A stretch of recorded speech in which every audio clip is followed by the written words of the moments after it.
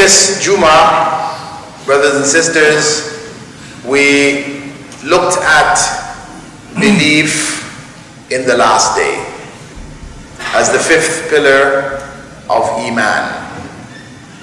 And we talked about its significance in terms of how we should believe in it.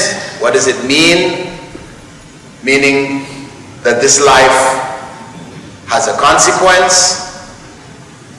We have to meet our deeds at the end of this life. We will be resurrected. We will be judged. And following the judgment, there is paradise or hell. This is a basic part of Muslim belief. And that Allah subhanahu wa ta'ala, in His complete justice, places everyone in paradise by His grace, but not grace without justice. Grace which is based on our deeds. And everyone who is put in hell is put there out of His justice. And within that justice, there is mercy. What we're looking at today is the last pillar of faith. Belief in the destiny, al-Qadr, the good of it and the evil. Prophet Muhammad ﷺ, whenever he mentioned it in the line of the pillars of faith, he always added khayri wa sharri, the good of it and the evil. Why? Because it is easy for people to accept the good of destiny, but it's difficult. It is a bitter pill to accept the evil of destiny. To understand destiny, one needs to first understand the completeness of Allah's knowledge. To deny destiny is to deny the completeness of Allah's knowledge. Either Allah knows everything absolutely, or He doesn't know everything absolutely. He describes Himself as Al-Alim, Allamul Ghuyub, the all-knowing, who knows the unseen. In verses like that of Surah Al-Imran, verse 5, إِنَّ اللَّهَ لَا يَخْفَى عَلَيْهِ شَيْءٌ فِي الْأَرْضِ وَلَا فِي السَّمَاءِ. Indeed, nothing in the earth or in the skies is hidden from Allah. And there are many, many verses where this theme is repeated. The knowledge of Allah, complete. And this is unique to Him. He alone knows what is hidden. Even Prophet Muhammad ﷺ did not know the unseen, except what Allah subhanahu wa ta'ala allowed him to know. When He told us about the time to come, about the signs of the last day, He didn't deduce that knowledge. It wasn't knowledge which He had because He was a prophet. No. It was knowledge which Allah revealed to Him. Because without that revelation, He was like everybody else. And that's why Allah had Him say, قُلْ إِنَّمَا أَنَا بَشَرٌ مِثْلُكُمْ. Indeed, I'm a human being like the rest of you. Stressing, there's no difference. The only difference is that revelation came to Him. This is what made Him special. And this is what gave Him a source of knowledge from which to inform us of the future. Allah subhanahu wa ta'ala, He alone knows everything. So if He knows everything, then He must know before we were born what we're going to do, what we're going to say, what state we will die in, what will happen at the day of judgment, whether we'll go to heaven or whether we'll go to hell. That is all known. That knowledge, in order to impress it upon us, Allah, through His messenger, informed us that it was all written down. The messenger, sallallahu alaihi wasallam, said that the first thing Allah created was a writing instrument. And He instructed that writing instrument to record. And it asked Allah, what should it record? And Allah told it to write everything that was and would be. And that was 50,000 years before the creation of the world, the universe. So it is all written down. All that will take place in our lives is already written. Who will be born to? What family will be born in? How much wealth we will have? Who will we marry? How many children will we have? Where will we die? All of it is already written. And that writing is for us to fully understand the completeness of Allah's knowledge.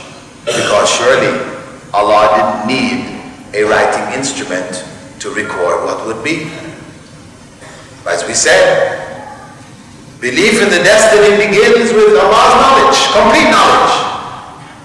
He doesn't need to record it because He doesn't forget. We record things because we want to make sure we don't forget it. Allah doesn't forget. Forgetfulness is a human weakness, not attributable to Allah. So that recording wasn't for Allah's benefit. He didn't need to record it, so therefore for whose benefit was it? It was for ours. He recorded it and informed us to burn this thought indelibly in our minds and in our hearts that Allah knows the destiny of our lives. It is all recorded.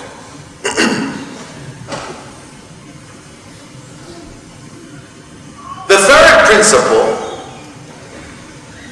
attached to a belief in the destiny is that nothing takes place without the will of Allah. Nothing occurs in this world which is not in accordance with His will. So whatever takes place, it is by His permission. Whatever. That doesn't speak or address the rightness or the wrongness. Simply because Allah permits something to happen doesn't necessarily make it right.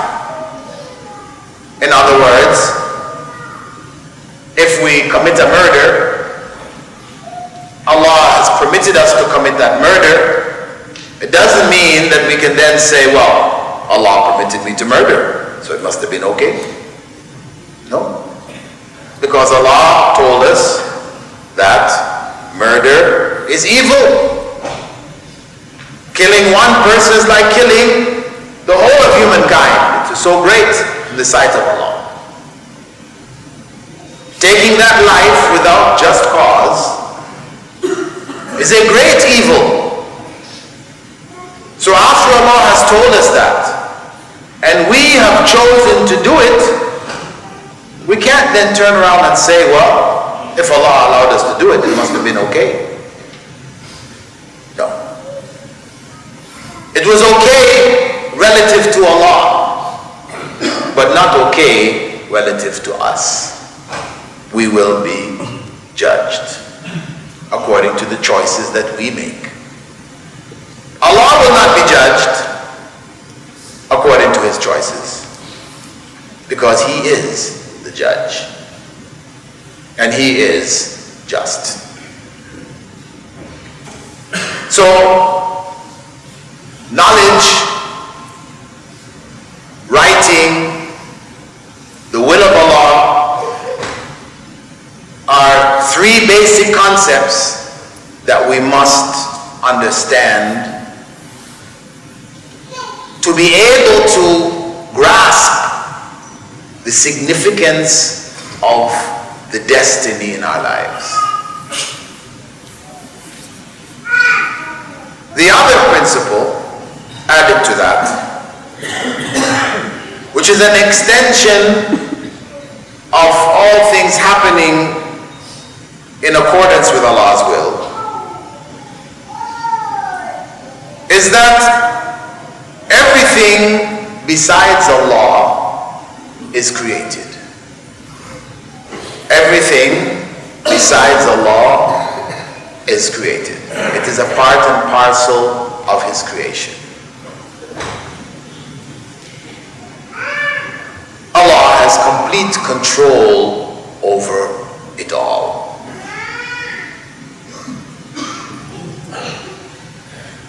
So, understanding those four basic principles puts us in a situation where we understand, or we should be able to accept, that whatever takes place in our lives is according to the will of Allah. It took place because he created the circumstances for it to take place. It was written before the creation of this world, and it is all known to Allah. Allahu Akbar. Allah is just, he is good, he wants the best for us, he wishes that we would do the right thing, but he has permitted us to not do the right thing. Because some people will ask, well, how is it that things happen which are not in accordance with the wish of Allah? If he wishes for us good, then why doesn't only good things happen in the world? The reality is that his wish has two aspects to it. There is his wish in the sense of what he wants us to do, what he has instructed us to do. And then there is his wish in regards to what he permits us to do, what he allows us to do. These are two aspects of the wish of Allah. Technically, it is referred to as al-Mashi'a al-Shar'iyya, Allah's legal wish, what he has legislated, and al-Mashi'a al-Kawniyya, and Allah's creational wish, what he has permitted or created and allowed. It's important to distinguish between the two because it, on one hand, clarifies those people who want to say, well, since Allah allowed me to do it, it couldn't be wrong.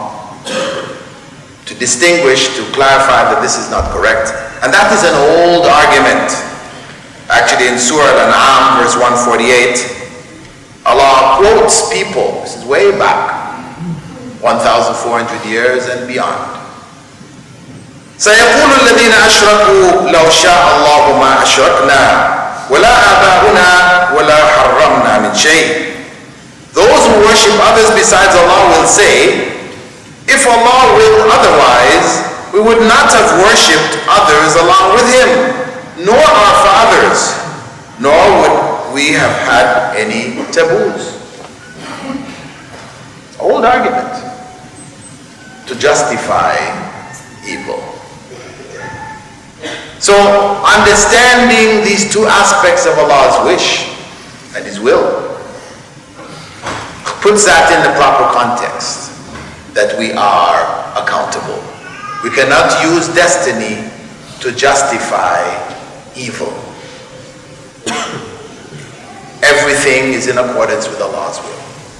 But ultimately, because Allah is good, and He has knowledge of all things and control, Allah does not permit anything to take place in this world without there being a good consequence for it.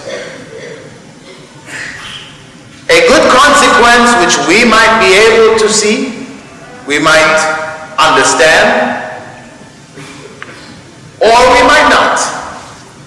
And the story of Musa and Khidr in Surah Al-Kahf, which we are encouraged to read every Jumu'ah, for those of you who didn't know it, before sundown today, take out your Mus'haf, Arabic, and whatever language you know besides Arabic, and read that surah. The Prophet ﷺ recommended that it be read every Friday.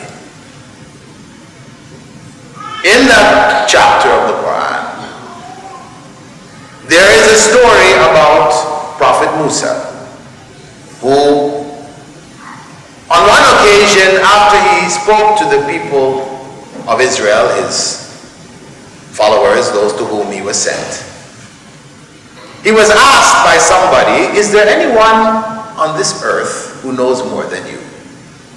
And he said, I don't think so. So Allah taught him that there was.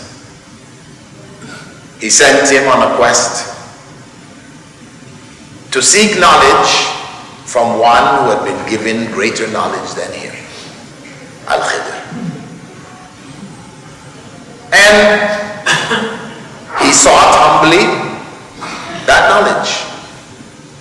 He asked Khidr to allow him to accompany him and to learn from him, to learn from that special knowledge which Allah had given him. Al-Qadr agreed on condition that he wouldn't ask any questions until after they had completed the journey, and he would explain to him the reasons for whatever took place during that journey. Musa alayhi salam agreed. No sooner had he agreed than he was tested. They crossed the river in a boat, and after they crossed over the river, these people who had so kindly brought them across the river, everybody got out of the boat. And then Musa and Khidr, before getting out of the boat, Musa notices al-Qadr taking an axe and smashing a hole in the bottom of the boat. So Musa couldn't help it. He saw what was wrong taking place before him, so he asked al-Qadr, are you going to destroy these people's boat? After they've done good to us, you're breaking the boat, putting a hole in it, so they might drown? Isn't that something not good? Should you really be doing this? Al-Qadr reminded him, didn't we have an agreement that you wouldn't ask any questions until the end? He said, oh yes, I forgot. Excuse me, I'll be patient. No soon after that, but al-Khidr does something even greater, a bigger test.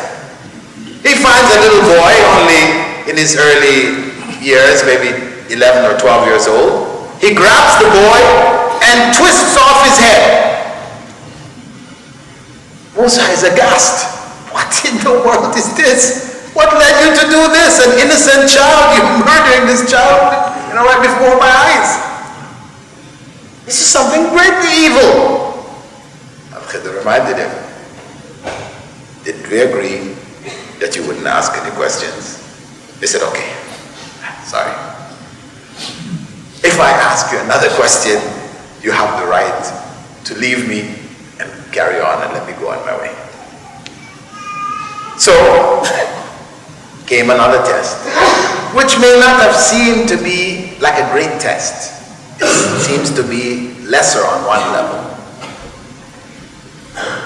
They came to a town, and the people in the town were completely inhospitable.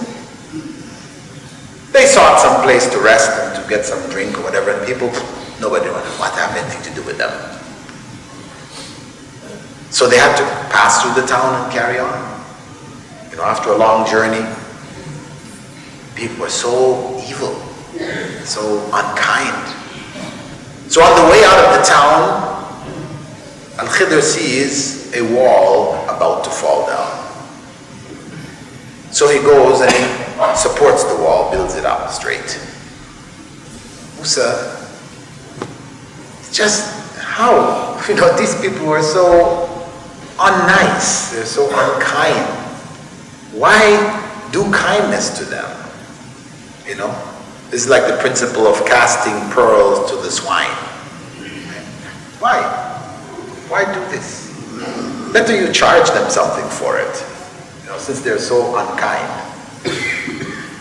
Khidr said, didn't we have a deal? Okay, this is the end of our journey. I'll explain for you what happened.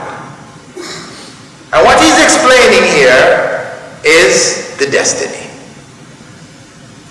This is a practical example of the destiny in its different forms. He said, as for the boat, there was a king coming down the river, and he was snatching everybody's boats, just taking them. He's the king. I want that boat, and he would just take people's boats. So what? It means he would come up to those people's boat to find there was a hole in it. Oh, don't need that one. Carry on. So, the boat was saved by the hole. This is the first example. Those people, after they came back to their boat, and they saw a hole in it, they would have said, who would do this? Why would anyone want to break our boat? It's a bad thing. It's not good. Then the king comes, grabbing everybody's boat. Alhamdulillah, there was a hole in our boat. Initially, they saw evil, but soon they would realize that the hole in the boat was a good thing. What appeared to be evil had a good consequence.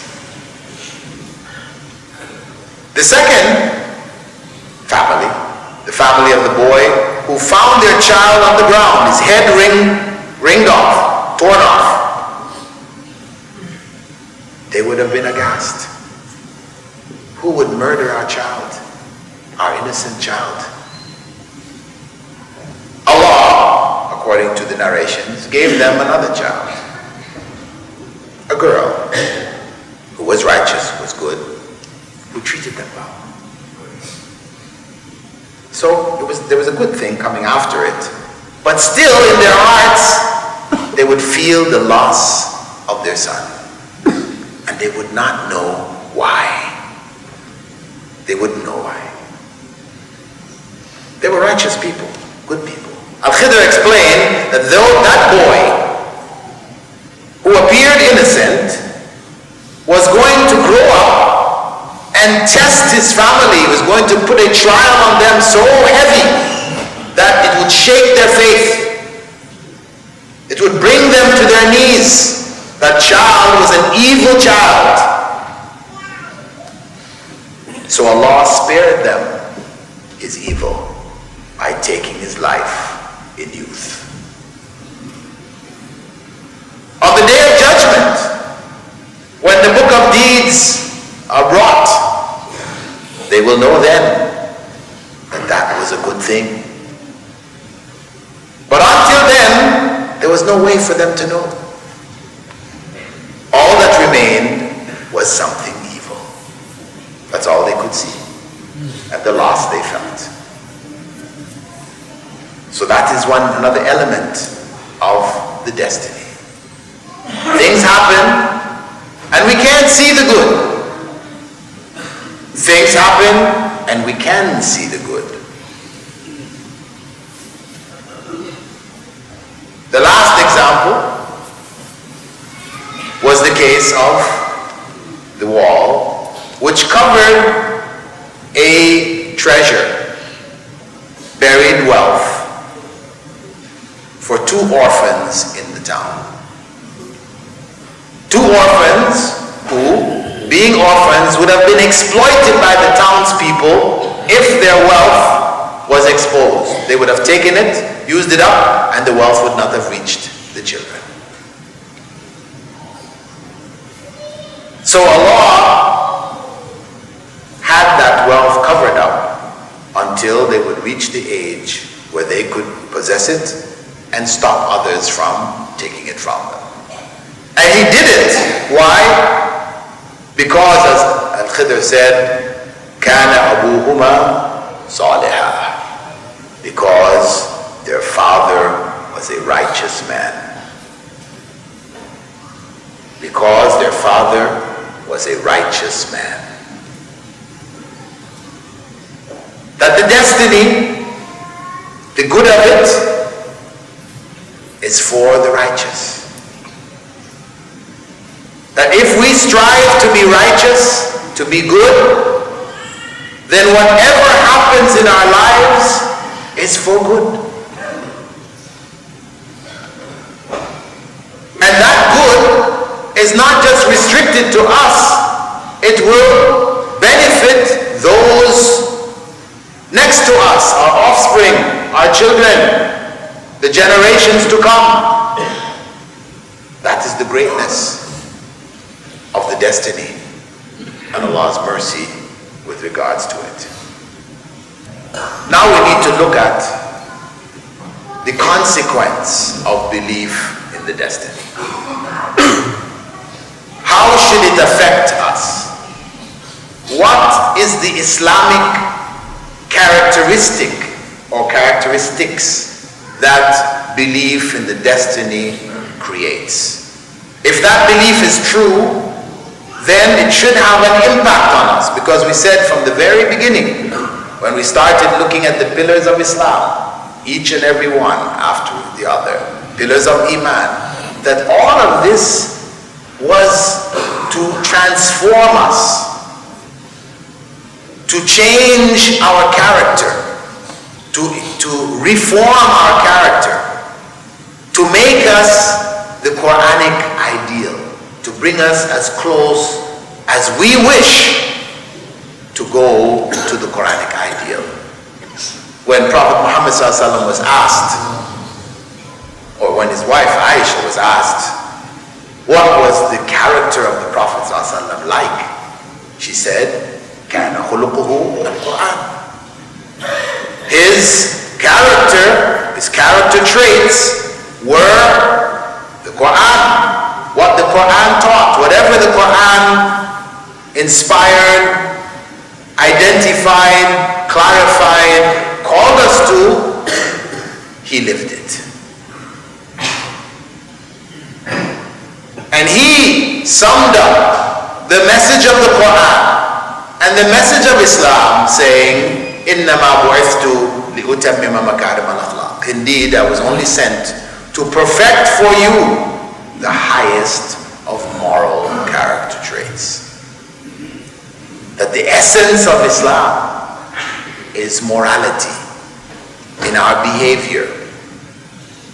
How we relate to Allah subhanahu wa ta'ala, that is one level of morality. Morality talks about what's good and what's bad. Every society has a morality. Some is based on group opinion, consensus, democracy. Others, like Islam, is based on revelation, allowing God to decide what is right and what is wrong. So it is morally good to worship Allah alone and to not worship anyone besides Him, and to not call on anyone in prayer to take our prayers to Allah. Because anyone who we call on in prayer, no matter what our concepts may be to justify it, we worship. Because Prophet Muhammad said, "Ad-du'a wal-ibadah." Calling on anyone in prayer is worship. So if we call on Ghawsi Azam, who's Ghawsi Azam? In the Indian subcontinent, that is al-Qadr al-Jilani. That's the title given to him. al-Qadr al-Jilani was a righteous man, was a pious man. But he never called people to worship him or to call on him in prayer. But people did that. As the Christians elevated Jesus to become an object of worship, Jesus never called on anybody to worship him. He never told anybody to worship him. But they did it. He was righteous. He was a prophet of Allah. He did miracles. And people turned him into a god. In the case of Abdul Qadir al-Jilani, people, many generations after his death, started to make up stories about him. Fantastic stories. Unbelievable stories. Basically to show us that he was a special human being. From the time he was born, they said he was born in Ramadan. Born in Ramadan. And what happened?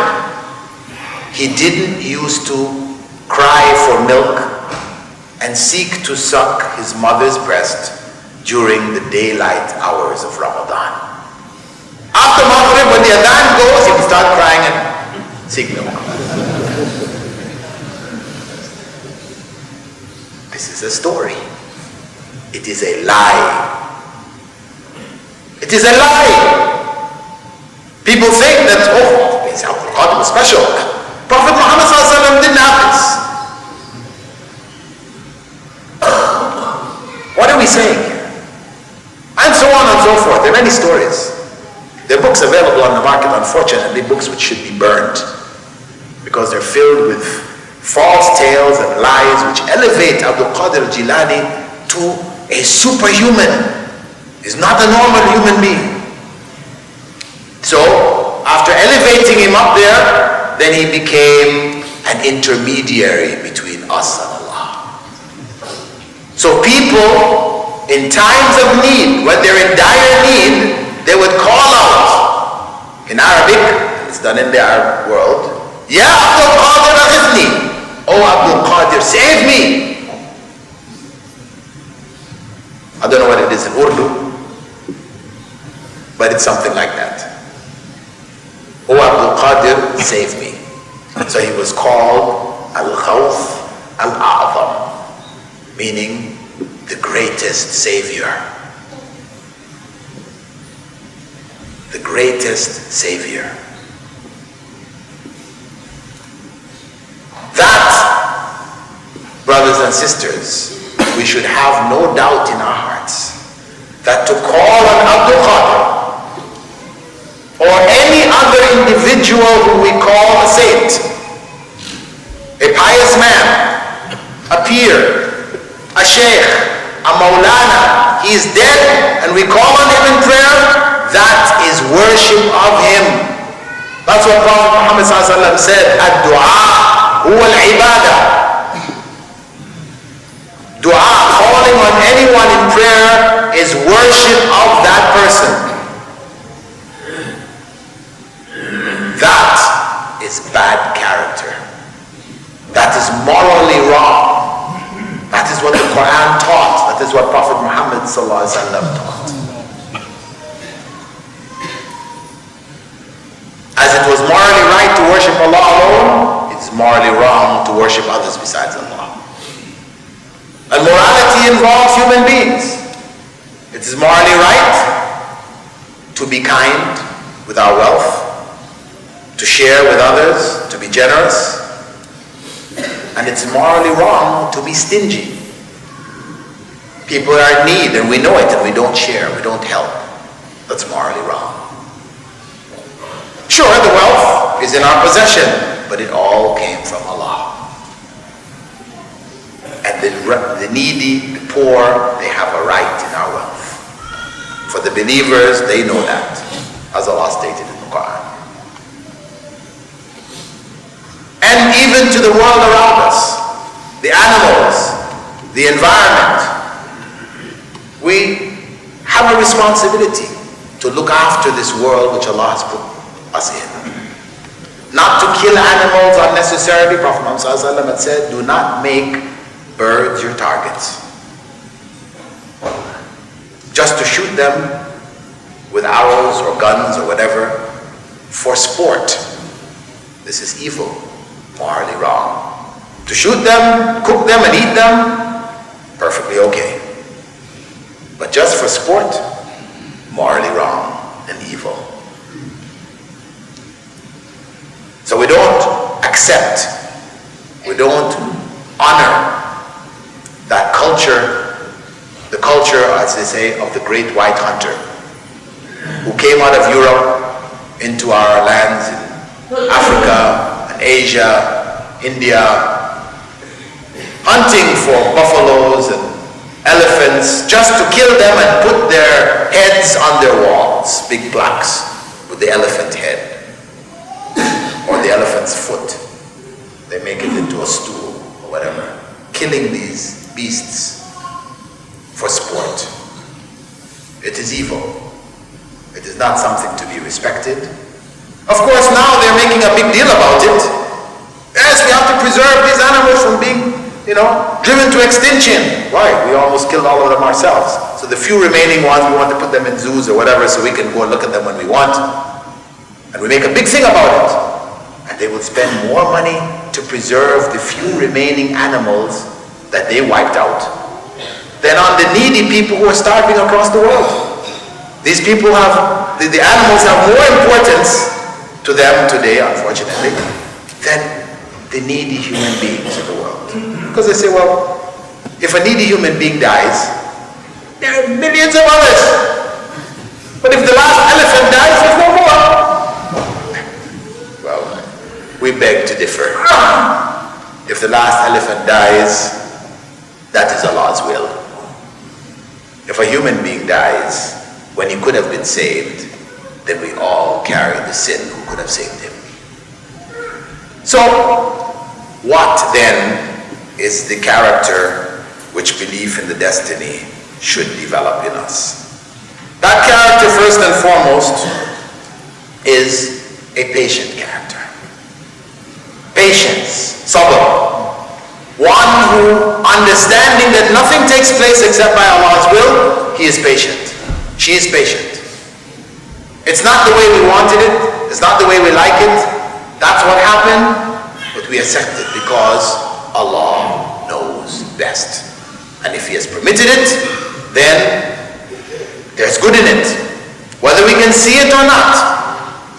There's good in it, whether we can see it or not. So when a non-Muslim comes to you and says, well, what is the good in the tsunami? Where is the good in the tsunami? obviously see it, but we believe it is there. Like the child who lost his life. There was good in it for the parents who remained in this world. And we leave it at that. We don't have to argue. It's enough that we can see many examples of evil, apparent evil, followed by great good as a result of that apparent evil. That's enough. That's the evidence. Allah left us with that so we can have confidence. And belief in the destiny should give us that confidence then to what? To be patient. That we don't go and break Allah's law because we're impatient. Because that's the evil consequence. When something happens that we don't like, we then break Allah's law, justifying, I can't deal with this. No. We hold ourselves, we are patient, as Prophet Muhammad ﷺ was. What he suffered to spread the message of Islam, this is something we should read about and absorb. His great patience. That's his example. Secondly, what it should produce is a content personality. That not only are we patient with what takes place, but we are content with what the destiny has given us. It doesn't mean we don't strive to do anything, to improve our lot, to do better, but after we have striven, what do? Are we impatient? We're waiting, it should happen now. I've done what I'm supposed to do, and why is it happening now? I did what I could, and this is what Allah has permitted. I'm content with it. I'm not perpetually driven to fulfill whatever I desire. I am content with what Allah has given me.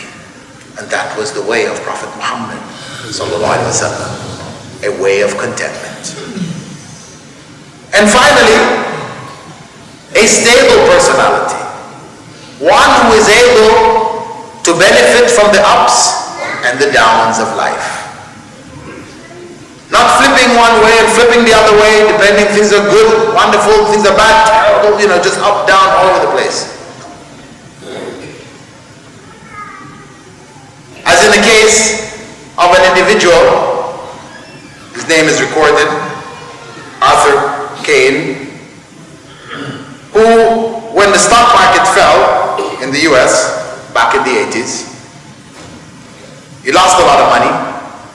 He was a millionaire. He had $8 million invested, and a few millions of it were lost. So what did he do? He went to the nearest store. He bought himself a Kalashnikov, and he came back into the exchange where his investors were, and he started shooting down everybody. The manager, his investor, and in the end he turned it on himself and killed himself. The man had 8 million and he lost 3-4 million. So he only had 4 million left. This is a person who has no stability, cannot control his anger. He's upset. Now they have people who, are specialized psychologists who come in and teach people anger management so that people don't do this too often, right? But Islam, belief in the destiny, gives us anger management. It gives us that sense of control, that we don't flip, we don't go crazy when things don't happen the way we want them to. And that was the example of Prophet Muhammad sallallahu alaihi wasallam. And that is why Allah told us, Inna Allah wa malaikatahu yusalluna ala nabi, ya ayyuhalladhina amanu sallu alayhi wa sallimu taslima. We who believe, indeed Allah and His angels send blessings on the Prophet. So we as believers should also do the same, because he was the example for us. The example of patience, an example of contentment, and an example of a stable character. He was able to handle the wonderful times and was able to handle the difficult times. As the Prophet ﷺ summed it up for us, saying, The affair of the true believer is amazing. And this is only in the case of the true believer. When good times come to him, he is thankful to Allah, he is grateful, and Allah rewards him for it. And when bad times come to him, he is patient, and Allah rewards him for it. He's stable. He can handle the good times and handle the bad times. I ask Allah subhanahu wa ta'ala to give us that stability and that contentment and that recognition of destiny in our lives as being ultimately good for us. We ask Allah to prevent us from a lack of contentment and to prevent us from a haste in dealing with things that we can't handle or we think we can't handle. We ask Allah to put in our hearts a true belief, a true love of Allah, of you, O Allah. We ask Allah to give us the reality of belief in Qadr, the good of it and the evil of it. Aqim as-salat.